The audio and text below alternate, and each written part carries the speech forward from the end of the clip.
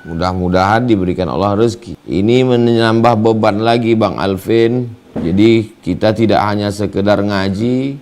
Mungkin di grup kita, komunitas kita ada orang yang punya perusahaan, perlu pekerja. Kita pertemukan dengan orang jamaah sahabat saudara kita yang mau bekerja tapi tak tahu mau kemana.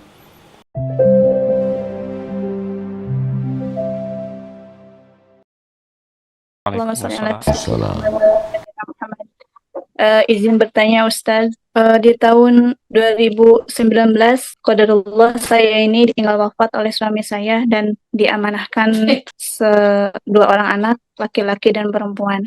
Di perjalanan selama saya menjadi seorang single parent, alhamdulillah Allah berikan saya kecukupan untuk memenuhi kebutuhan mereka dari pendidikan dan segala macamnya. Dan ketika itu pun saya melihat pertumbuh kembangan anak-anak, saya berpikir untuk berumah tangga kembali dan meminta gitu sama Allah biar kalau misalkan memang saya diberikan kesempatan untuk berumah tangga lagi, ya saya minta sosok yang bisa menjadi panutan seorang ayah untuk anak-anak saya. Dan qadarullah di tahun 2021 saya nikah lagi dan alhamdulillah Allah anugerahkan seorang ayah yang baik untuk anak-anak saya gitu. Tapi di tahun 1 tahun pernikahan suami saya diberikan ujian, rumah tangga kami ini terkena PHK Ustadz. Dan selama proses PHK itu ya kami mencari kerja, suami saya cari kerja bahkan jualan dan usaha ada sampai di titik, karena kan tadi di poinnya Ustadz katakan ada suatu diperhatikan dari makannya, riba segala macam itu Ustadz. Yang mau saya tanyakan ini Ustadz,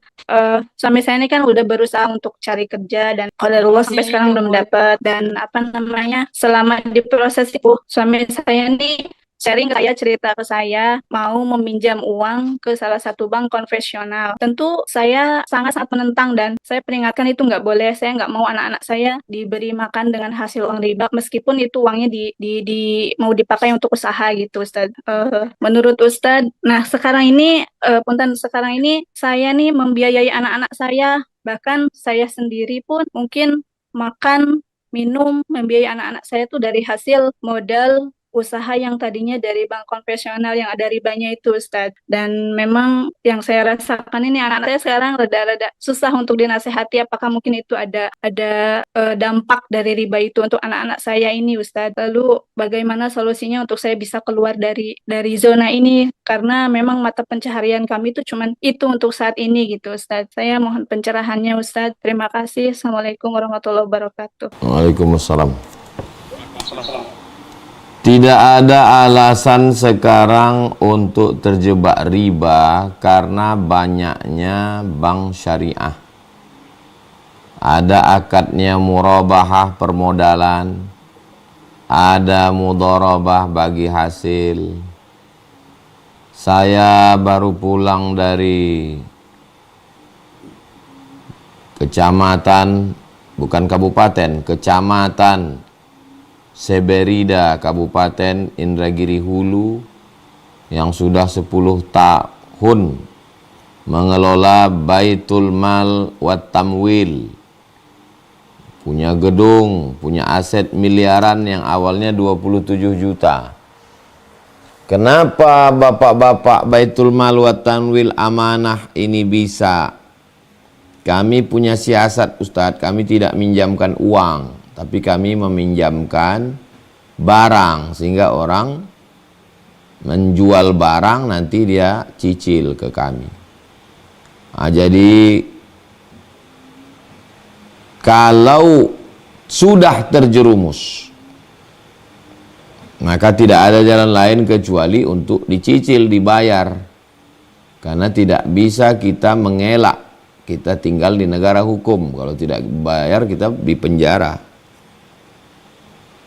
Adapun memakan duit riba karena terdesak daripada mati,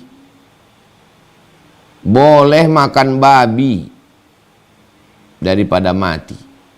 Riba sama babi sama-sama haram. Sudah tak ada lagi pilihannya makan riba atau mati, tak boleh pilih mati. Mudah-mudahan diberikan Allah rezeki. Ini menambah beban lagi Bang Alvin. Jadi kita tidak hanya sekedar ngaji, mungkin di grup kita, komunitas kita ada orang yang punya perusahaan, perlu pekerja, kita pertemukan dengan orang, jamaah sahabat saudara kita yang mau bekerja tapi tak tahu mau kemana. Nah, jadi kita tidak hanya sekedar ngaji, habis itu selesai, kita saling kenal mengenal, tahu ini tinggal di sini, tinggal di satu kota, ada yang punya dosmir, ada yang punya mobil kotor. Kita pertemukan antara yang punya dosmir dengan yang punya mobil kotor, bukan gratis. Jangan kesannya kalau udah sama ngaji gratis, saya tidak mau gitu. Business is business. Pengajian ini mempertemukan. Ada yang punya catering, ada yang mau nikah anak. Nah, kita ngaji ini mempertemukan orang yang mau nikahkan anak dengan orang catering. Ini sekedar gambaran. Mudah-mudahan Allah berikan jalan keluar. Wa may yattaqillaha yaj'al lahu makhraja. Siapa yang bertakut kepada Allah, Allah berikan jalan keluar. Itulah jawaban saya terhadap masalah. Jangan putus asa, tetap semangat, minta sama Allah. Hidup ini tak ada yang lepas dari ujian. Mudah-mudahan Allah menolong ibu, menolong suami, menolong anak-anak semua. Demikian, wallahu a'lam bishawab. Asrama Pondok Tahfiz Quran Mahat Az-Zahra yang selama ini Bapak Ibu lihat, saksikan, support, bantu 2-3 sak semen batu bata sudah selesai. Barakallahu lakum fima ataitum wa barakallahu lakum fima abaqaitum wa ja'alaha lakum tahuran. Semoga Allah berikan berkah rezeki Bapak Ibu semuanya. Jamaah hijrah bersama Ustaz Abdul Somad, Sidak. Tak dapat saya sebutkan satu persatu karena banyak sekali orang-orang baik yang tidak pernah menyebutkan namanya. Hamba Allah, hanya Allah yang dapat membalas kebaikan. Diberikan keluarga yang sakinah, mawaddah, warahmah. Diberikan keturunan yang soleh dan solihah. Diberikan rezeki berlimpah ruah, bisa berinfak, berwakaf, bersedekah sampai ke Baitullah, ibadah haji dan umrah. Husnul khatimah, masuk ke dalam surga bersama Rasulullah SAW.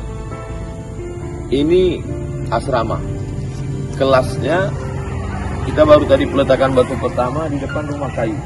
Rumah kayu di sebelah sana kita akan bangun kelas. Tadi peletakan batu pertama, satu hamparan itu ada 3 sampai ke atas 4 lantai, insyaallah 18 kelas. Barakallahu fikum, jazakumullah khairal jazak. Wassalamualaikum warahmatullahi wabarakatuh.